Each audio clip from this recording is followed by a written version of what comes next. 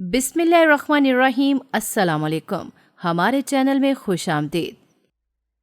کافی دیر ہو چکی تھی جب مجھے یہاں لا کر پھینکا گیا تھا۔ کوئی بھی اس کمرے میں آیا تھا نہ میری خبر لی تھی۔ تھکن سے میری حالت غیر ہو رہی تھی۔ میں تو سرے شام ہی سو جایا کرتی تھی، مگر خوف کے ماری جاگ رہی تھی۔ جانے کیا وقت ہوا تھا، میری آنکھیں بند ہوئی جا رہی تھیں، مگر میں سونا نہیں چاہتی تھی۔ میں نے بمشکل اپنی آنکھیں کھولی۔ کمرہ مکمل طور پر اندھیرے میں ڈوبا ہوا تھا۔ میرے لیے ارد گرد دیکھنا مشکل ہوتا جا رہا تھا۔ اچانک پھر سے آنکھوں کے آگے اندھیرا سا چھانے لگا۔ میرے لیے اپنی آنکھیں کھولے رکھنا محال ہوتا جا رہا تھا۔ سر ابھی بھی چکرا رہا تھا۔ میں نے ہمت کی اور مسلسل پلکیں جھپکاتے ہوئے اپنے ارد گرد کے ماحول سے مانوس ہونے کی کوششیں کی۔ میرا جسم ابھی بھی دکھ رہا تھا۔ مجھے کچھ بھی یاد نہیں آ رہا تھا۔ اب کھڑکی سے ہلکی روشنی آ رہی تھی۔ شاید کسی نے باہر کی لائٹیں جلائی تھیں۔ اسی روشنی میں مجھے ایک جانب ٹیبل پر پانی کا جگ اور گلاس نظر آیا۔ میں نے جلدی اٹھ کر پاس پڑے جگ سے گلاس میں پانی انڈیلا اور پانی پینے لگی۔ پانی پینے کے بعد میرے حواس کچھ بحال ہوئے اور میں اپنے ارد گرد دیکھنے کے، سمجھنے کے کچھ قابل ہوئی۔ یہ کمرہ میرا نہیں تھا۔ میں نے دماغ پر زور ڈالنے کی کوششیں کی۔ آہستہ آہستہ مجھے یاد آنے لگا کہ میں کہاں ہوں اور میرے ساتھ کیا ہوا تھا۔ آنسو میری آنکھوں سے لڑی کی مانند بہنے لگے۔ میں اپنے نصیب پہ ماتم کرنا تھی کہ اچانک ہی کمرے کا دروازہ کھلا اور کوئی اندر داخل ہوا۔ میرے اعصاب میرا ساتھ چھوڑنے لگے اور بے ساختہ میرے منہ سے دلسوز چیخ نکلی۔ وہ دھیرے دھیرے میرے قریب آیا تھا اور میرا پورا وجود ترسنے لگا تھا۔ میں نگاہیں جھکائے بیٹھی تھی اور ہلکا سا گھونگھٹ بھی نکالا ہوا تھا۔ آنے والے نے مجھے بے دردی سے فرش سے اٹھایا اور اپنے مقابل کھڑا کیا۔ اندھیرا ہونے کی وجہ سے میں اس کا چہرہ نہیں دیکھ پائی تھی۔ اس کے ہاتھوں کی انگلیاں جیسی کسی آہنی شکنجے کی طرح میرے بازو میں گھسی جا رہی تھیں۔ اچانک اس نے مجھے جھٹکا دیا اور میں فرش پر گری تھی۔ اب وہ دوبارہ میرے قریب آیا اور اس نے وہ کیا جو میرے وہم و گمان میں بھی نہ تھا۔ میں نے تڑپ کر دور ہٹنا چاہا، لیکن جب اس کی سرد آواز میری سماعت سے ٹکرائی تھی، تم دشمنی میں آئی ہو، میں تمہیں کبھی معاف نہیں کروں گا، کبھی بھی نہیں۔ میں نے بے ساختہ اپنا سر نفی میں ہلایا، آنکھوں میں آنے والے آنسوؤں کو روکا اور اس سے کچھ کہنے کی کوشش کی۔ جب اس نے مجھے گلے سے دبوچا اور اس پر دباؤ ڈالنے لگا، ایک بات ہمیشہ یاد رکھنا، میرا تم سے کوئی تعلق نہیں ہے۔ تم مرو یا جیو، مجھے سب سے کوئی فرق نہیں پڑتا۔ اس کا بڑھتا دباؤ مجھے سانس دینے میں تکلیف دینے لگا تھا۔ میں اسے خود سے دور کرنے کی کوشش کی، جس پر اس نے مجھے خود سے دور پھینک دیا۔ میں گہرے گہرے سانس لینے لگی۔ ابھی میرا سانس مکمل بحال بھی نہیں ہوا تھا جب وہ ایک بار پھر میری جانب بڑھا اور مجھے بازو سے پکڑتے ہوئے بے دردی سے کمرے کے دروازے سے باہر پھینک دیا۔ آئندہ مجھے اگر تم میرے سامنے نظر بھی آئیں تو یاد رکھنا، مجھ سے برا کوئی نہیں ہوگا۔ یہ کہتے ہی اس صفاک انسان نے دروازہ بند کر دیا۔ میں وہیں بیٹھے اپنے نصیب پر آہوزاری کرنے لگی۔ میں جس میں اب مزید مزاحمت کی ہمت نہیں تھی، اس وجود کے ساتھ کٹی پتنگ کی مانند چلنے لگی۔ مجھے بے دردی سے لا کر سیڑھیوں سے نیچے ہال میں پھینک دیا گیا۔ وہاں ہال میں موجود تمام نفوس مجھے حقارت کی نگاہ سے دیکھ رہے تھے۔ میں وہاں کسی کو نہیں جانتی تھی۔ جب مجھے لانے والے وجود نے مجھے میرے بالوں سے پکڑ کر اپنے سامنے کھڑا کیا، وہاں بہت سے لوگ موجود تھے، مگر ایک لڑکی جو سفید ہلکے نیلے رنگ کے لباس میں ملبوس تھی، وہ دھیرے سے میرے قریب آ کر میرے مقابل کھڑی ہو گئی تھی۔ اس لڑکی نے مجھے حقارت کی نگاہ سے دیکھتے ہوئے اوپر سے نیچے تک گھورا۔ میں نے کچھ کہنے کے لیے ابھی منہ کھولا ہی تھا کہ اس لڑکی نے میرے منہ پر تھوک دیا۔ میں اپنی اس تذلیل پہ ہکا بکا سے دیکھ رہی تھی۔ ابھی میں اس صدمے سے باہر نہیں نکلی تھی۔ اس لڑکی نے میرے زیور میرے جسم سے اس بے دردی سے نوچ کر نکالے تھے اور میرا لال دوپٹہ بھی کھینچ کر نیچے پھینکا۔ وہ لڑکی غیظ و غضب میں پاگل ہو رہی تھی۔ اس نے میرے کپڑے پھاڑ ڈالے تھے۔ میرے جسم پر جگہ جگہ میری بے گناہی کے ثبوت چھوڑے گئے تھے۔ نڈھال ہوتا میرا جسم ایک بار پھر مجھے میرے حواس سے بیگانہ کر رہا تھا۔ اس لڑکی نے میرا لباس بھی تار تار کر دیا تھا۔ بمشکل میں اپنا وجود ڈھانپنے کی کوشش کیے جا رہی تھی۔ یہ جگہ میری تھی، وہ میرا منگیتر تھا جس کے لیے تو یہاں سہاگ کا جوڑا پہن کر آئی ہے۔ تیری جرت کیسے ہوئی بے غیرت یا روسی لباس پہننے کی؟ تو جانتی نہیں کہ دشمنی میں آئی ہوئی لڑکی لاش ہوتی ہے، زندہ لاش۔ وہ چلاتی جا رہی تھی۔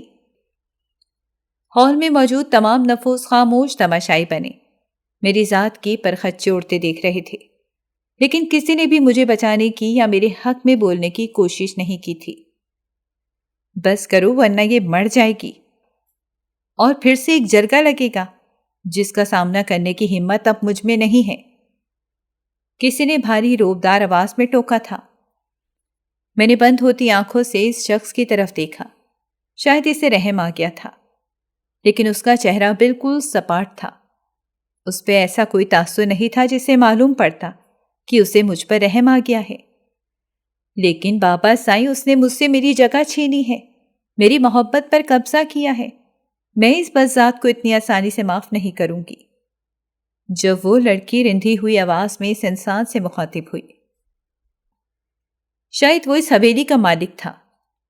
نہیں، تم ایسا ہرگز نہیں کرو گی، اور یہ تو صرف اس فیصلے کے بدلے لائی گئی ہے، ورنہ ہماری بہو تو تم ہی بنو گی۔ وہ شخص بول رہا تھا اور مجھے اپنے اوسان ختم ہوتے محسوس ہو رہے تھے۔ وہ لڑکی وہاں سے مجھے ٹھوکر مارتی خود سے اوپر کی جانب بڑھ گئی۔ میں بمشکل گہرے گہرے سانس لے رہی تھی۔ میں ایک بار پھر اپنے ارد گرد سے بیگانہ ہونے لگی تھی، لیکن میں ایسا نہیں چاہتی تھی۔ اب اس کا کیا کریں؟ ایک نسوانی آواز میرے کانوں میں گونجی۔ میں نے آواز کی سمت میں دیکھا۔ وہاں ایک عورت کھڑی نخوت سے میری جانب دیکھ رہی تھی۔ میں نے ایک بار پھر زمین سے اٹھنے کی اور کچھ کہنے کی کوشش کی، لیکن کوشش کے باوجود میں کچھ نہ کہہ سکی۔ اسے گھر سے نہیں نکالا جا سکتا۔ وہی سپاٹ مردانہ آواز ایک بار پھر گونجی، لیکن میں اسے اپنے بیٹے کی زندگی میں ہرگز شامل نہ ہونے دوں گی۔ سمینہ، ارے او سمینہ! اس عورت نے، جو شاید میری ساس تھی، کسی کو پکارا۔ جی بیگم صاحبہ، آپ نے بلایا؟ ہاں، اس گند کی پوٹلی کو پکڑو اور میری نظروں سے ہمیشہ کے لیے دور کر دو۔ میں اسے یہاں مزید برداشت نہیں کر سکتی، سمجھی تم؟ یہ کہتے ہوئے اس عورت نے مجھے اس ملازمہ کے حوالے کر دیا۔ ابھی سمینہ مجھے وہاں سے لے کر پلٹی تھی جب اس کی آواز نے ہمارے قدم روک لیے۔ اور ہاں، اسے سیاہ کپڑے پہنا دو۔ آج کے بعد یہ صرف سیاہ رنگ ہی پہنے گی۔ میں خاموش تماشائی بن کر رہ گئی تھی۔ سمجھ نہیں آتا تھا کہ کس سے اپنے دکھ بیان کروں، کس کو بتاؤں کہ میں بے قصور ہوں۔ سمینہ مجھے اپنے ساتھ کچن میں بنے چھوٹے سے کمرے میں لے آئی۔ مجھے اس نے سیاہ رنگ کا لباس دیا اور میرے وجود پر موجود لال رنگ کا وہ لہنگا اتروا لیا جو جگہ جگہ سے پھٹ چکا تھا۔ میں نے آخری بار اس رنگ کو، اس لباس کو دیکھا اور اپنا وہ لباس اس کے حوالے کر دیا جسے وہ اپنے ساتھ لے گئی۔ میں خود سے بالکل انجان ہو چکی تھی۔ میری زندگی یکسر بدل چکی تھی۔ کہاں تو میں اسکول جایا کرتی تھی اور اپنے ہم جولیوں کے ساتھ کھیلتی رہتی تھی، اور کہاں اب حالات کی زد میں آ کر روز ان حویلی والوں کے ہاتھوں ذلیل ہونا میرے لیے ایک عام سی بات بن چکی تھی۔ کوئی بھی جب بھی چاہتا مجھے برا بھلا کہنے لگتا، جب چاہتا میرے منہ پہ کالک مل دیتا یا چائے انڈیل دیتا۔ نیز ہر وہ ناروا سلوک میں نے اپنی ذات پہ جھیلا جس کی میں حقدار نہیں تھی۔ اس حویلی کے ملازمین کی زندگی میری زندگی سے کئی گنا اچھی تھی۔ ان لوگوں کو آخر انسان تو سمجھا جاتا تھا، لیکن میں شاید ان حویلی والوں کے لیے ایک بے جان چیز سے زیادہ معنی نہیں رکھتی تھی۔ وقت پر لگا کر اڑتا چلا گیا۔ دن ہفتے بنے، ہفتے مہینوں میں تبدیل ہوئے، اور مہینے سال، سب بدل گیا۔ لیکن اگر کچھ نہیں بدلا تو ان حویلی والوں کے دل نہیں بدلے۔ وہ اسی طرح رہے، پتھر کی طرح سخت اور ہر جذبے سے عاری، شفاف دل۔ اس دن کے بعد آج تک میں نے کبھی اماں ابا کو نہیں دیکھا تھا۔ ہاں، کبھی کبھار مجھے اماں کا کوئی پیغام مل جایا کرتا تھا جو سمینہ مجھ تک چوری چھپے پہنچا دیتی تھی۔ کبھی وہاں سے کھانے کی وہ چیزیں جو میں کبھی شوق سے کھایا کرتی تھی سمینہ میلے کپڑوں میں لپیٹ کر مجھے دیا کرتی تھی، جسے کھولنے کی اجازت صرف رات کو ہوتی تھی جب سب سو جایا کرتے تھے یا اپنے اپنے کمروں میں بند ہو جاتے۔ گرمی سردی ہر موسم مجھے اسے کمرے میں گزارنا ہوتا تھا، لیکن اب مجھے مار نہیں پڑا کرتی تھی۔ شاید ان لوگوں کا غم و غصہ وقت کے ساتھ ساتھ کہیں مدغم ہوتا جا رہا تھا، مگر مجھے دیکھ کر شاید ان کی تکلیف میں اضافہ ہو جاتا تھا، تبھی میں ان کے سامنے نہیں جاتی تھی۔ ساری کام اسی وقت انجام دیتی جب تک وہ سب اندر ہوتے تھے، اس کے لیے مجھے منہ اندھیرے اٹھنا پڑتا تھا۔ ایک صبح جب میں اٹھی تو حویلی میں ہر طرف گہما گہمی کا ماحول تھا۔ اتنے عرصے میں نے پہلی بار سب کو اتنا خوش دیکھا تھا، اور حویلی کی یہ گہما گہمی بھی مجھے بہت حیران کر رہی تھی۔ جب کچھ سمجھ نہ آیا تو میں نے سمینہ سے پوچھنے کا فیصلہ کیا۔ سمینہ نے پہلے ادھر ادھر دیکھا اور پھر بے حد رازداری سے مجھ سے کہنے لگی کہ ثقلین شاہ اور ان کے چچا زاد بھائی زارون شاہ آ رہے ہیں لندن سے پورے 5 سال بعد۔ میں نے یہ نام پہلے کبھی نہیں سنے تھے۔ میں ناسمجھی سے اس کی طرف دیکھنے لگی۔ اس سے پہلے کہ سمینہ مجھے مزید کچھ بتاتی، حویلی کی سربراہ بی جان باورچی خانے میں داخل ہوئیں اور سمینہ سے کھانے کی تیاری کے متعلق پوچھنے لگیں۔ میں نے بھی ان کی آمد کے بعد سمینہ سے بات جاری رکھنا مناسب نہ سمجھا اور اپنے کاموں میں مشغول ہو گئی۔ شام میں خاص ملازمین کو ایئرپورٹ کی طرف روانہ کر دیا گیا اور ان دونوں کا بے صبری سے انتظار کیا جانے لگا۔ جیسے ہی گاڑی پورچ میں رکی، ایسے لگا تمام حویلی والوں کی رکی ہوئی سانس بحال ہو گئی ہو۔ میں بھی حویلی کے ہال میں تمام ملازمین کے ساتھ ایک طرف کھڑی تھی جب گھر میں 2 خوبرو نوجوان داخل ہوئے تھے۔ حویلی کا ہر فرد ان دونوں سے بے حد خوشی سے مل رہا تھا۔ زارون شاہ بھی سب سے ویسے ہی محبت اور بے حد خوش دلی سے مل رہا تھا، جبکہ اس کے برعکس ثقلین شاہ نے صرف مسکرانے پر ہی اکتفا کیا تھا۔ مجھے عجیب سی بے چینی ہونے لگی تھی۔ جب ملازمین کو کھانا لگانے کا حکم دیا گیا، میں بھی سب ملازمین کے ساتھ باورچی خانے کا رخ کر گئی، کیونکہ فی الحال میں اس ماحول سے دور رہنا چاہتی تھی۔ کھانا لگاتے ہوئے ایک بار پھر اس بے چینی نے مجھے اپنے حصار میں لے لیا۔ مجھے سمجھ نہیں آ رہی تھی کہ آخر میرے ساتھ یہ اچانک کیا ہو رہا ہے۔ میں نے نگاہ اٹھا کر اپنے ارد گرد دیکھا، لیکن مجھے ایسا کوئی نہیں دکھائی دیا جو مجھ پر متوجہ ہو۔ خیر، میں نے اپنا کام مکمل کیا اور واپس باورچی خانے میں آ گئی۔ میں نے اپنا دھیان بٹانے کی خاطر باورچی خانے میں پھیلے برتن سمیٹنا شروع کر دیے۔ اچانک مجھے محسوس ہوا کہ کوئی میرے بے حد قریب کھڑا ہے۔ جب میں نے پیچھے مڑ کر دیکھا تو زارون شاہ کو اپنے بے حد قریب کھڑا پایا۔ میں اس اچانک افتاد پر گھبرا گئی اور ہکراتے ہوئے میں نے اس سے یہاں آنے کی وجہ پوچھی۔ اس کا اس قدر میرے قریب کھڑے ہونا اور بنا پلکے جھپکائے مجھے دیکھتے جانا مجھے پھر سے اسی بے چینی کی طرف دھکیلنے لگا۔ میرے پوچھنے پر وہ میرے مزید قریب آیا اور خفاست سے ہنستے ہوئے کہنے لگا، ٹھنڈا پانی ملے گا؟ جی میں ابھی لاتی ہوں، آپ اندر تشریف لے جائیں، میں نے ہکلاتے ہوئے کہا اور جلدی سے ٹھنڈے پانی کا جگ تیار کرنے لگی۔ ارے کچھ نہیں، میں بس یہاں تمہیں دیکھنے آیا تھا۔ مجھے دیکھنے؟ میں نے ناسمجھی سے اس کی طرف دیکھا۔ ہاں نا، جب سے تمہیں باہر دیکھا ہے مجھے تم سے بات کرنے کا دل کیے جا رہا ہے۔ مجھے نہیں پتا تھا کہ میری حویلی میں اس قدر حسین ہیرا موجود ہے، نہیں تو یقین مانو میں یہاں سے کبھی باہر نہیں جاتا۔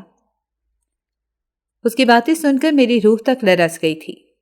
مجھے اس طرح دیکھ کر وہ بری طرح ہنسا۔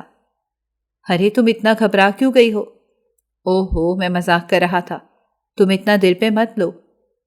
وہ میرے ہاتھ سے گلاس لے کر بولا، یہاں سب کو علم ہے کہ میں سب کے ساتھ اچھے سے رہتا ہوں، کیونکہ میں کبھی اس ماحول میں نہیں رہا تو مجھے یہ سائیں وغیرہ کہلوانا پسند نہیں۔ وہ زبردستی ادھر ادھر کی باتیں کرتا رہا، مگر مجھے بہت الجھن ہو رہی تھی۔ اس کی نگاہوں میں جو پیغام تھا وہ میں ہرگز نظر انداز نہیں کر پا رہی تھی۔ اس سے پہلے کہ وہ مزید کچھ بولتا میں اس کے سائڈ سے ہوتی باہر کی طرف بھاگی۔ میں اتنی بوکھلائی ہوئی تھی کہ سامنے سے آتے ہوئے وجود سے ٹکرائی۔ میں نے خوفزدہ نگاہوں سے اس کی طرف دیکھا جو کہ پہلے ہی مجھے گہری نظروں سے دیکھ رہا تھا۔ میں نے اسے معذرت کی اور اپنے کمرے کی طرف بھاگی۔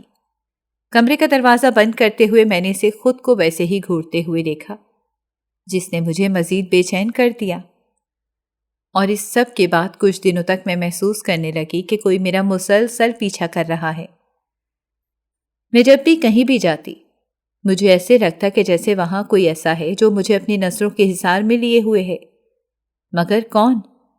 یہ سمجھنے سے میں قاصر تھی۔ وقت گزرنے کے ساتھ ساتھ یہ احساس اب خوف بنتا جا رہا تھا۔ مجھے کہیں بھی اکیلے جانے سے گھبراہٹ ہونے لگی تھی، اور نہ جانے کیوں مجھے ایسا لگنے لگا تھا کہ اب میں یہاں محفوظ نہیں رہی۔ میں نے اپنی زندگی کا ایک لمبا عرصہ یہاں حویلی میں گزارا تھا۔ مجھے حویلی کے مکینوں سے کبھی بھی کسی قسم کی عزت کا نقصان نہیں پہنچایا گیا تھا۔ اگرچہ مجھے جسمانی اذیت دی گئی، مجھے ذہنی اذیت دی گئی، لیکن میری عزت اتنے سالوں میں کبھی کسی نے روننے کی کوشش نہیں کی۔ اب وہ احساس مجھ سے دور ہونے لگا تھا۔ وہ عزت جس کی بنا پر میں حویلی والوں کا ہر ظلم ہنس کے سہنے پر مجبور تھی کہ چلو میری عزت تو محفوظ ہے، اور کبھی کسی نے مجھ پر غلط نگاہ ڈالنا تو دور کی بات، نظر اٹھا کر بھی دیکھنے کی کوشش نہیں کی۔ لیکن اب زارون شاہ کا میرے اتنا قریب آنا اور مجھے چھونے کی خواہش کرنا اور اس پر اس کی ہوس زدہ نظروں نے مجھے خوف زدہ کر دیا تھا۔ میں ہر وقت اپنے ارد گرد سے ڈرنے لگی تھی۔ اگرچہ اتنے سالوں میں کبھی کسی نے مجھے ایسی ذلت نہیں دی تھی کہ مجھے بے آبرو ہی کر دیا گیا ہو، لیکن ہاں مجھے جسمانی اور ذہنی اذیت دینے میں بالکل بھی کمی نہیں کی گئی تھی۔ زارون شاہ کی خباثت بھری نظریں مجھے اب ہر وقت ہر جگہ خوف زدہ کرنے لگی تھیں۔ ماضی کی یادیں میرے دل و دماغ میں گھومنے لگی تھیں۔ اس دن میں بہت خوش تھی۔ میرا 9ویں کلاس کا رزلٹ آیا تھا۔ میں اور میری سہیلی زینی ہم دونوں گاؤں سے کچھ دور ایک قصبے میں سرکاری اسکول میں پڑھنے جایا کرتے تھے۔ میرے بابا نے مجھے تانگا کروا کے دیا تھا۔ ہم دونوں کریم چاچا کے ساتھ آتی اور جاتی تھیں۔ میں بہت ذہین تھی اور اسکول میں سب مجھ سے خوش تھے۔ آج میں نے پورے ضلع میں 3 نمبر لیا تھا۔ اسکول والے سب بہت خوش تھے۔ اس ٹیچر نے مجھے تحائف دیے تھے اور انہوں نے کہا تھا کہ کچھ دن بعد ایک تقریب ہوگی جس میں افسران وغیرہ مجھے انعام دیں گے۔ میں اماں بابا کو بتانے کے لیے بے تاب تھی۔ ابھی میں گھر پہنچی ہی تھی کہ باہر عجیب سا شور اٹھا تھا۔ میں مارے خوف کے جلدی اندر چلی گئی تھی۔ کیا ہوا اماں؟ میں نے چھمبے سے پوچھا تو اماں نے اشارے سے مجھے اندر جانے کا کہا۔ میں خوف زدہ ہو کر اندر جا چکی تھی، لیکن شور بڑھنے لگا تھا۔ آوازیں قریب سے آنے لگی تھیں۔ اب اور بھی لوگ جمع ہو گئے تھے جو بیچ بچاؤ کروانے میں مصروف تھے۔ میرے بابا کی آواز تھی۔ ان کا غصے سے برا حال تھا اور وہ پسینے میں شرابور ہو چکے۔ دوسری جانب میرا چھوٹا چچا تھا۔ اس کی بھی وہی حالت تھی، مگر وہ بس خوف زدہ تھا اور اپنا بچاؤ کرنے کی کوشش کر رہا تھا۔ میں نے ایسا کچھ نہیں کیا۔ وہ ایک ایک کو تعویلیں پیش کر رہا تھا۔ کافی لوگ اس کو تیش بھری نظروں سے دیکھ رہے تھے اور ملامت کیے جا رہے تھے۔ بڑی مشکل سے لوگ اسے کھینچ کر لے گئے تھے باہر اور بابا کو اندر لے آئے تھے۔ ان کو پہلے کبھی اس طرح نہیں دیکھا تھا میں نے۔ گاؤں کے بڑے بوڑھے ان کو سمجھا بجھا رہے تھے۔ میں خوف سے کانپ رہی تھی۔ اب اماں اندر آ گئی تھیں۔ ان کے ساتھ بھی گاؤں کی کافی عورتیں آ گئی تھیں۔ پورا کمرہ بھر چکا تھا۔ ایک عورت ماں کو پانی پلا رہی تھی۔ وہ مسلسل روئی جا رہی تھیں۔ کیا ہو گیا ہاجرہ اچانک؟ گاؤں کی ایک عورت پوچھنے لگی۔ کیا بتاؤں بہن، صبح تک سب ٹھیک تھا، بھلے چنگے کھیتوں کی جانب جا رہے تھے کہ کسی نے روک کر کان میں کچھ کہا۔ میں نہ جان سکی، لیکن اسی وقت صابر غصے سے واپس آیا اور مجھے کہا کہ وسیم کو شاہ صاحب کی لڑکی کے ساتھ دیکھا ہے کسی نے۔ میری خوف کے مارے حالت غیر ہو گئی۔ میں بھاگتے ہوئے پچھلے دروازے سے چاچا اور سارے بھائیوں کو لے آئی۔ مجھے پتا تھا کچھ برا ہونے والا تھا، ان سب کو آتے ہی صابر بولا کہ ہدایت شاہ کی بیٹی شنو اور وسیم شاہ کو کسی نے رنگے ہاتھوں دیکھا ہے، بری حالت میں۔ بس یہ سننا تھا کہ میرا شوہر آپے سے باہر ہو چکا تھا۔ غیرت کی وجہ سے وہ اپنے ہوش و حواس کھو بیٹھا۔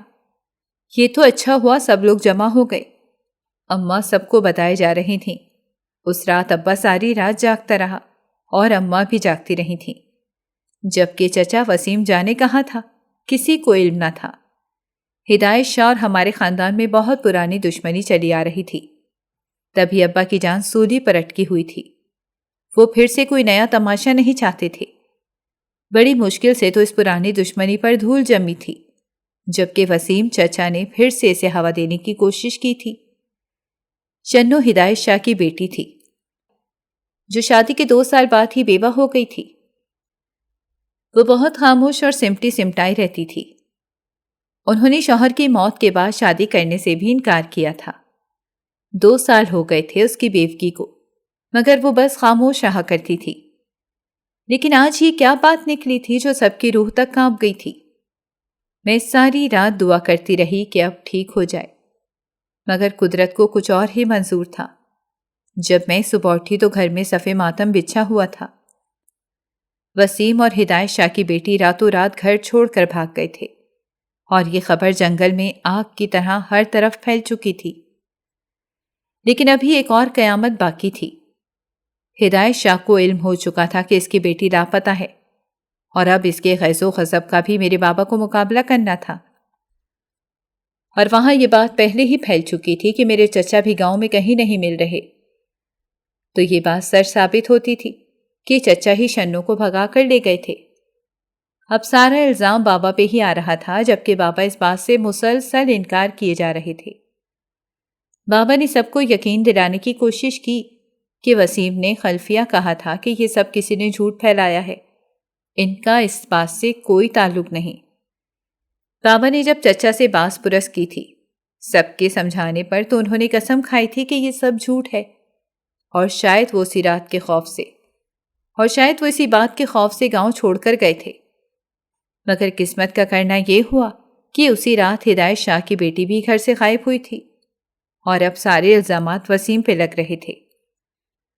میں ان دنوں 14 سال کی تھی، مگر گاؤں میں رہتے ہوئے اس طرح کی باتیں ہمارے سامنے ہوا کرتی تھیں، اور مجھے کچھ علم بھی تھا کہ اس سب کا کیا مطلب تھا۔ مگر یہ قیامت کبھی ہم پہ بھی گزرے گی، یہ کبھی نہ سوچا تھا۔ ہم لوگ بوکھلا کر رہ گئے تھے۔ جرگہ بٹھایا گیا اور فیصلہ ہدایت شاہ کے حق میں دیا گیا۔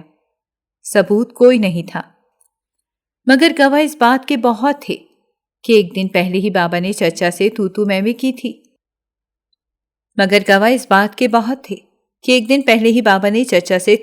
کی تھی۔ اس معاملے کو لے کر اور پھر مجھے ہدایت شاہ کے اکلوتے بیٹے سے بیعہ دیا گیا تھا۔ میرے بابا بہت رو رہے تھے، مگر میری ماں سپاٹ چہرے کے ساتھ مجھے تیار کیے جا رہی تھی۔ وہ ایک لفظ بھی نہیں بولی تھی۔ میں نے بہت سوالات کیے، مگر وہ خاموش رہی تھی۔ بابا نے مجھے گلے لگایا اور پھوٹ پھوٹ کر رونے لگے تھے۔ گاؤں کی عورتیں مجھے دلاسا دے رہی تھیں کہ بہادر بیٹی ہے نا، اور پھر مجھے یہاں لا کر پھینک دیا گیا تھا۔ میں اب بھی ماضی میں کھوئی ہوئی تھی کہ اچانک سے میرے کمرے کے باہر کمرے کے دروازے سے چھیڑ چھاڑ کرتا کوئی محسوس ہوا۔ مجھے معلوم نہیں تھا کہ آخر اس وقت کون ہو سکتا ہے۔ میں دبے پاؤں دروازے کے پاس گئی اور دروازے سے کان لگا کر سننے کی کوشش کرنے لگی، لیکن اب کوئی آواز نہیں آ رہی تھی۔ میں نے دھیرے سے دروازہ کھولا اور اندھیرے میں باہر دیکھنے کی کوشش کرنے لگی۔ سب بے سود رہا، مجھے کوئی نظر نہ آیا۔ میں جب دروازہ بند کرنے لگی تو ایک سائے کو راہداری کے آخری میں مڑتے ہوئے دیکھا۔ میں نے دروازہ بند کیا۔ اچانک ہی ایک اندیکھے خوف نے مجھے اپنے حصار میں لے لیا۔ میں نے دروازہ اچھے سے بند کیا اور اپنے بستر پر واپس آ کر لیٹ گئی، لیکن اب نیند میری آنکھوں سے بہت دور تھی۔ میں چاہ کر بھی سو نہ پائی اس رات۔ وہ ساری رات میں نے جاگتے ہوئے ہی گزار دی۔ اتنے میں فجر کی اذان ہونے لگی۔ میں نے فجر کی نماز ادا کی اور واپس بستر پر آ گئی۔ پھر نہ جانے کب مجھے نیند آ گئی اور میں سو گئی۔ اگلی صبح جب میں اٹھی تو میں نے دیکھا کہ زارون شاہ ٹیبل پر پہلے سے ہی موجود تھا۔ حویلی والوں میں سے کوئی بھی وہاں موجود نہیں تھا۔ میں بے حد حیران تھی کیونکہ آج تک ایسا نہیں ہوا تھا، لیکن آج وہ یوں کسی کی بھی غیر موجودگی میں سب سے پہلے ہی ٹیبل پر آ کر بیٹھ گیا تھا۔ مجھے عجیب تو بہت لگ رہا تھا، لیکن میں اسے نظر انداز کیا اور کچن میں چلی گئی۔ میں نے سمینہ اور اس کی بیٹی کے ساتھ مل کر ناشتہ بنایا اور پھر ٹیبل پر بھی لگانے میں ان کی مدد کرنے لگی۔ سمینہ سے مجھے باتوں باتوں میں یہ اندازہ تو اچھے سے ہو چکا تھا کہ آج حویلی والے اپنے آبائی یعنی پرانی حویلی میں گئے ہیں، کیونکہ انہیں وہاں اس پر قرآن خوانی کروانی ہے، اور اس کے ساتھ ہی ان کے اپنے خاندان میں ہی کسی کی شادی ہے جہاں شرکت کے لیے وہ سب یہاں سے وہاں جا چکے ہیں۔ اب مجھے سچ میں خوف محسوس ہونے لگا، کیونکہ میں یہاں ملازمین کے ساتھ اکیلی تھی۔ جب میں نے صبح زارون شاہ کو کھانے کی میز پر بیٹھا دیکھا تھا تو میں تب ہی ڈر گئی تھی۔ اب مجھے ایک بار پھر سے رات کا وہ خواب اور اس کے بعد کا وہ واقعہ پھر سے یاد آنے لگا۔ ہو سکتا ہے کہ وہ سایہ، وہ راہداری والا انسان زارون شاہ ہی ہو جو میرے کمرے میں آنے کی کوشش کر رہا ہو، جبکہ وہ یہاں ٹیبل پر بیٹھا مجھے بری نظروں سے دیکھ رہا تھا۔ میں نے جلدی جلدی ناشتہ لگایا اور کچن میں سمینہ کے پاس جا کر بیٹھ گئی۔ اب میرا واحد سہارا کوئی اور نہیں، صرف اور صرف سمینہ ہی تھی، جس کے پاس ہی اب میں بیٹھ چکی تھی۔ وہ مجھ سے باتیں کرنے لگی۔ اس کی بیٹی جو کہ اسکول میں پڑھتی تھی، وہ بھی ہمارے قریب ہی اپنا بستہ کھولنے پڑھنے لگی۔ اسے پڑھتا دیکھ کر مجھے میرا ماضی یاد آ گیا۔ مجھے پڑھنے کا بہت شوق تھا، اس لیے میں کبھی کبھی اسے پڑھانے کی کوشش کرتی تھی اور اپنا خود کے پڑھنے کا شوق بھی پورا کرتی تھی۔ میں اس کے پاس پڑی اس کی کتابیں دیکھ رہی تھی اور ساتھ ساتھ اس سے باتیں بھی کر رہی تھی، جب سمینہ کے شوہر اللہ رکھا نے اسے آواز دی اور وہ اپنی بیٹی کو لے کر اپنے کمرے کی طرف چلی گئی۔ اب حویلی میں میں تنہا رہ گئی تھی، کیونکہ تمام ملازمین بھی حویلی والوں کے ساتھ ہی گئے تھے۔ میں تنہائی کے اس خوف سے بچنے کے لیے جلدی سے کچن سے باہر نکلی اور اپنے کمرے کی طرف جانے لگی، جب اچانک کسی نے پیچھے سے میرا ہاتھ پکڑا اور اپنی طرف کھینچا۔ میں کٹی پتنگ کی مانند اس انسان کے سینے سے جا ٹکرائی۔ جب میں نے دیکھا تو میرے سامنے کوئی اور نہیں بلکہ زارون شاہ ہی کھڑا تھا، جو اپنی گندی نگاہیں میرے وجود پر ہی گاڑے کھڑا تھا۔ میں بہت پریشان ہو گئی تھی۔ میں نے جلدی سے اس کے ہاتھ سے اپنا ہاتھ چھڑانے کی کوشش کی، جب وہ کہنے لگا، ارے جانے من، اب اور کتنی دور رہو گی مجھ سے؟ آج تو کوئی بھی نہیں ہے حویلی میں۔ دیکھو میری جان، موقع بھی اچھا ہے اور دستور بھی، تو کیوں نہ آج ان دونوں سے فائدہ اٹھایا جائے؟ چلو آج کا دن اور آج کی شام ایک دوسرے کے ساتھ مل کر رنگین بناتے ہیں۔ تمہارے حسن کا اور میری جوانی کا جب ان دونوں کا آپس میں ٹکراؤ ہوگا تو یقین مانو جانباً ایک خوبصورت اور سحر انگیز سفر کا آغاز ہوگا۔ تو کیا کہتی ہو؟ اپنی گندی نظریں وہ مجھ پر گاڑے اس طرح کی واہیات باتیں کر رہا تھا۔ میں نے اپنا ہاتھ چھڑانے کے لیے اسے پیچھے کی جانب دھکا دیا اور چیخ کر بولی، دور رہو تم مجھ سے، اور آئندہ میرے قریب آنے کی یا پھر مجھے ہاتھ لگانے کی کوشش مت کرنا۔ تم جانتے بھی ہو میں کون ہوں؟ ارے ارے کیوں غصہ کرتی ہو؟ اور میں جانتا ہوں، تم تو اس انسان کی بیوی ہو جسے تم جانتی تک نہیں، جس کا تو شاید نام بھی تمہیں معلوم نہیں، اور اس نے بھی کبھی پلٹ کر تم تک آنے کی کوشش نہیں کی، اور تو اور تمہاری خیر خبر بھی نہیں لی کبھی۔ تو بہتر یہی ہے کہ تم چھوڑو اسے، وہ تو نکاح تھا جو ہو گیا، لیکن اب بات ضرورت کی ہے۔ تمہاری یقیناً ضرورتیں ہیں، تو کیوں نہ مل کر پوری کر لیں ایک دوسرے کی ضرورت کو، کیونکہ ضرورت مند ہی ایک دوسرے کے کام آتے ہیں۔ کیا خیال ہے تمہارا اس بارے میں؟ میں نے اسے خود سے دور کرتے ہوئے فرار کا راستہ اختیار کیا، لیکن اچانک ہی وہ میرے پیچھے آیا اور مجھے میرے بالوں سے پکڑا اور کھینچ کر مجھے اپنے سامنے کھڑا کیا۔ میں بے بسی سے اس کی جانب دیکھ رہی تھی، آنسو بے اختیار میرے آنکھوں سے بہنے لگے۔ ارے جلدی کہاں ہے؟ ہاں تجھے پتا بھی ہے زارون شاہ ہر کسی پر اپنا دل نہیں پھینکتا۔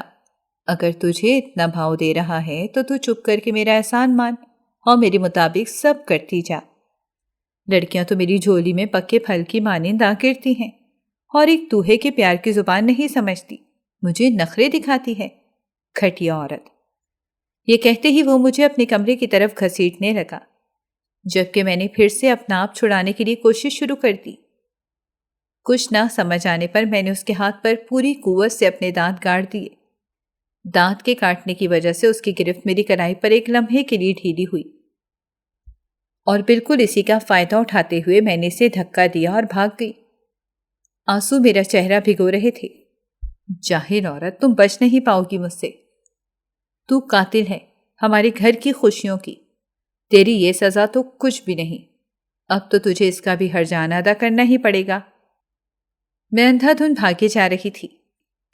میں نہیں جانتی تھی میں کب سیڑھیوں سے اوپر کی طرف آ گئی تھی اور کیسے بھاگتے بھاگتے ہی مجھ سے اچانک سائڈ پہ پڑا ہوا گلدان ٹکرا کر زمین بوس ہو گیا اور ٹوٹ کر بکھر گیا۔ میں بھاگتی جا رہی تھی کہ اچانک سامنے کھڑے کسی انسان سے ٹکرا گئی اور بے ہوش ہو گئی۔ جب میری آنکھ کھلی تو میں نے خود کو ایک کمرے میں پایا۔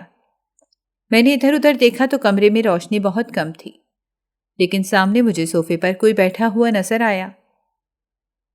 جب میں نے اس کی طرف دیکھا اور ڈرتے ڈرتے پوچھا کہ کون ہے، تو میرے پوچھتے ہی اس نے اٹھ کر لائٹ آن کر دی۔ پورا کمرہ روشن ہو گیا۔ میرے سامنے کوئی اور نہیں بلکہ ثقلین شاہ بیٹھا تھا، جو مجھے عجیب سی نظروں سے دیکھتا رہا تھا۔ میرا جائزہ لینے کے بعد اس نے اپنے پاس صوفے پر پڑا دوپٹہ میرے سر پر اڑا دیا، کیونکہ میرا دوپٹہ بھاگتے ہوئے گر چکا تھا۔ وہ مجھ سے پوچھنے لگا، اب تمہاری طبیعت کیسی ہے؟ اس نے پوچھا کہ کیا ہوا تھا تمہیں؟ تم روتے ہوئے بھاگ کیوں رہی تھی؟ اچانک سے مجھے میرے ساتھ کچھ دیر پہلے والا واقعہ یاد آ گیا اور میرے آنسو ایک بار پھر بہنے لگے۔ میں نے خود پر ضبط کرتے ہوئے اسے بتایا کہ زارون شاہ نے میرے ساتھ زبردستی کرنے کی کوشش کی ہے، حالانکہ میں نکاح میں ہوں، لیکن میں نہیں جانتی کہ میں کس کے نکاح میں ہوں۔ میں نے نہ اسے کبھی دیکھا ہے اور نہ ہی میں اس کا نام جانتی ہوں۔ آپ خدارا میری اس معاملے میں مدد کریں۔ اور یہ کہتے ہی میں اس کے آگے اپنے ہاتھ جوڑ دیے۔ میں چاہتی تھی کہ میرا شوہر مجھے مل جائے۔ اس نے خاموشی سے ٹیبل پر پڑا ہوا پانی کا گلاس اور دوائی میری طرف بڑھا دی۔ میں نے بنا کچھ کہے اس سے دوائی لے لی اور خاموشی سے پانی کے ساتھ کھا لی۔ کچھ دیر تو ہمارے درمیان صرف خاموشی ہی رہی۔ مجھے کچھ اور بتاؤ اپنے شوہر کے بارے میں۔ میں نے نفی میں سر ہلاتے ہوئے اسے بتایا کہ میں مزید کچھ بھی نہیں جانتی۔ تم نے کبھی اس کا نام سنا ہے؟ کبھی اس کو دیکھا ہے؟ کوئی تصویر؟ میں نے پھر سے نفی میں سر ہلایا۔ مجھے کبھی نہیں بتایا گیا اور نہ ہی کبھی کسی نے یہاں خود سے بتانے کی ضرورت محسوس کی ہے۔ اب کی بار وہ حیران سا مجھے دیکھنے لگا۔ میں نے مزید کہا کہ یہاں کے لوگ مجھے پسند نہیں کرتے۔ یہاں سب مجھے دشمن سمجھتے ہیں، حالانکہ میرا قصور نہیں ہے، لیکن پھر بھی یہ لوگ مجھے پسند نہیں کرتے۔ اسی لیے کبھی ان لوگوں سے اپنے شوہر کے بارے میں کچھ پوچھ سکوں میری اتنی ہمت ہی نہیں ہوئی۔ لیکن شاید وہ مجھے پہچانتے ہوں، کیونکہ اب میں یہاں سے نکل کر عزت کی زندگی گزارنا چاہتی ہوں، جس کی میں حقدار ہوں۔ میں یہاں مزید نہیں رہنا چاہتی ہوں، اور اب تو حد ہی ہو گئی ہے۔ اب مجھ سے یہ سب برداشت نہ ہو پائے گا۔ خدا کے لیے میری مدد کریں۔ کچھ دیر وہ مجھے عجیب سی نظروں سے دیکھتا رہا، جیسے ہی اسے میں نے بتایا تھا کہ میں دشمنی میں آئی تھی تو اس کا چہرہ لٹھے کی مانند سفید پڑ گیا تھا۔ میں نے دیکھا وہ 2 قدم پیچھے ہٹا تھا، جیسے اسے کوئی صدمہ لگا ہو، اور پھر کچھ کہے بنا کمرے سے باہر چلا گیا۔ اس کے جانے کے بعد میں ایک بار پھر سے سسکنے لگی۔ میں نے چند گہرے سانس لیے اور خود کو گھٹن کے اس ماحول سے آزاد کروانے کے لیے کھڑکی کے پاس جا کھڑی ہوئی۔ ابھی کچھ ہی دیر گزری تھی جب مجھے ہلکی سی کلک کی آواز سنائی دی۔ میں نے کھڑکی سے باہر دیکھا، لیکن مجھے کوئی نظر نہ آیا۔ میں نے اس خیال کو اپنا وہم سمجھا اور سر جھٹک کر اپنے بستر کی جانب بڑھ گئی۔ ابھی میں بیٹھی ہی تھی کہ اچانک میرے کمرے کا دروازہ کھلا اور زارون شاہ اندر داخل ہوا۔ میں اسے دیکھتے ہی ڈر گئی اور اپنے بستر سے اٹھ کھڑی ہوئی۔ اس سے پہلے کہ میں کچھ سمجھتی وہ میری طرف بڑھا اور میرا منہ دبوچ دیا۔ تو تم یہاں چھپی بیٹھی ہو؟ میں نے ہاتھ پاؤں مار کر خود کو چھڑانے کی کوششیں کی لیکن ناکام رہیں۔ وہ خباثت سے ہنستے ہوئے مجھے دیکھنے لگا۔ اب کہاں جاؤ گی مجھ سے بچ کر؟ تمہیں معلوم ہونا چاہیے جو چیز زارون شاہ کو پسند آ جاتی ہے وہ اسے حاصل کر کے ہی رہتا ہے۔ آج رات تو میں تمہیں خود سے دور نہیں جانے دوں گا۔ آنسو میری آنکھوں سے بہنے لگے۔ میں نے زور زور سے نفی میں سر ہلایا اور اسے رحم طلب نظروں سے دیکھنے لگی۔ اس نے میری آنکھوں کا مفہوم سمجھتے ہوئے ایک کہکا لگایا۔ نہیں میری جان، ایسا ہرگز مت سوچنا کہ تم پر رحم کیا جائے گا۔ وہ مجھے زبردستی میرے بستر تک لے جانے لگا۔ جب میں نے اس کی اپنی کلائی پر گرفت کو ڈھیلا محسوس کرتے ہوئے اپنا ہاتھ چھڑایا اور پاس پڑا گلاس پوری قوت سے اس کے سر پہ دے مارا، وہ بلبلا اٹھا۔ میں موقع کا فائدہ اٹھاتے ہوئے باہر کی طرف بھاگی اور سیڑھیاں اترتے ہوئے نیچے جانے لگی جہاں سب لوگ ابھی ابھی داخل ہونے لگے تھے۔ شاید وہ ابھی واپس آئے تھے۔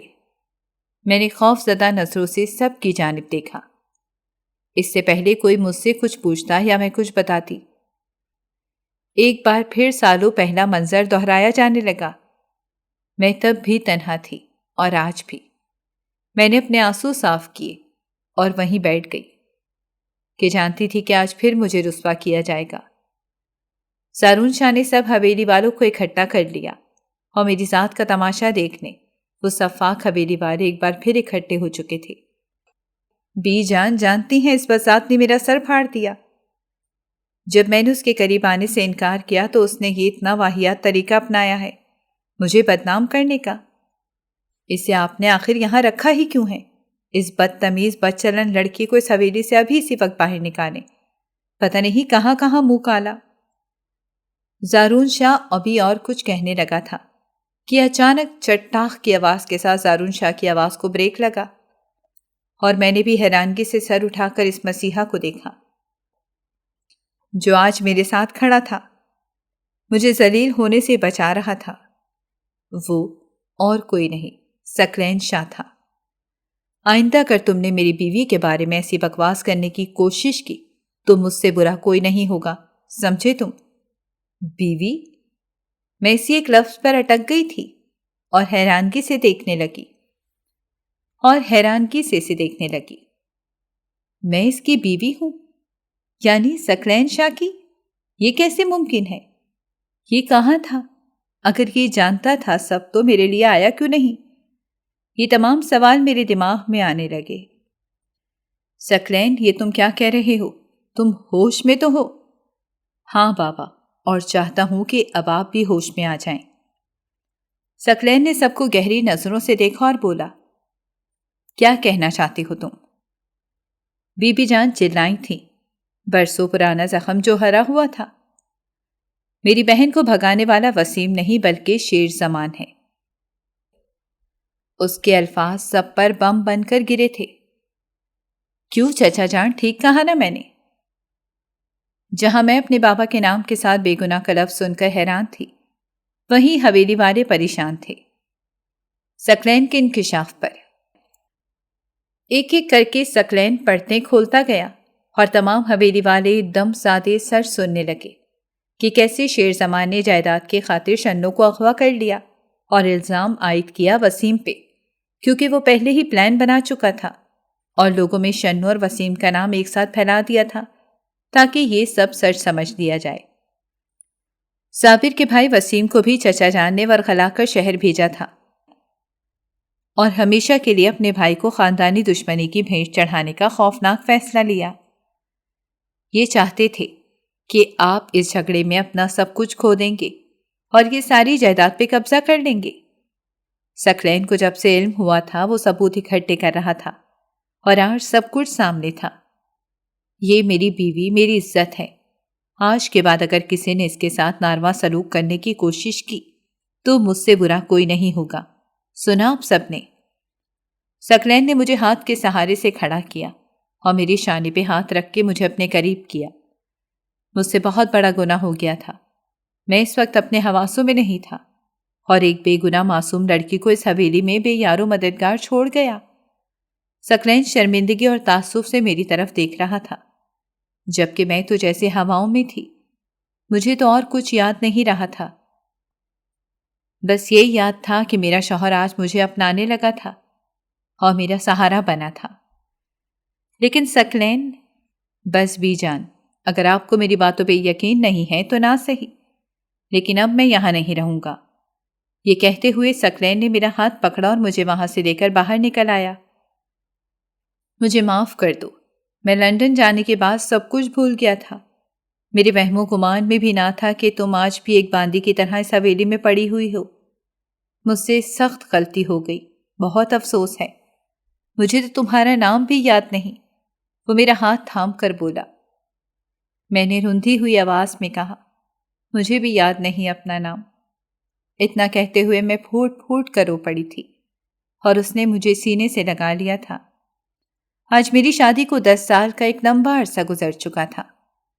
5 سال تو جدائی میں گزرے تھے۔ ثقلین مجھ سے بہت محبت کرتے ہیں، مجھے بہت عزت دیتے ہیں۔ ان کی محبت میرے ہر دکھ کا مداوع کر چکی ہے۔ مجھے یوں لگتا ہے جیسے میرے اللہ نے مجھے میرے صبر کا اجر دے دیا ہو۔ میں اپنے اللہ کا اس پر جتنا شکر ادا کروں اتنا کم ہے۔ میرا ایک پیارا سا بیٹا بھی ہے اور میں پھر سے ماں بننے والی ہوں۔ ثقلین کو بیٹی کا بہت شوق ہے۔ میں جب جب ثقلین کو دیکھتی ہوں تو صرف ایک ہی خیال میرے دماغ میں آتا ہے کہ اور تم اپنے پروردگار کی کون کون سی نعمتوں کو جھٹلاؤ گے۔ ناظرین، اگر آپ کو ہماری کہانی اچھی لگی ہے تو ویڈیو کو لائک کریں، شیئر کریں اور ہمارے چینل کو سبسکرائب کریں۔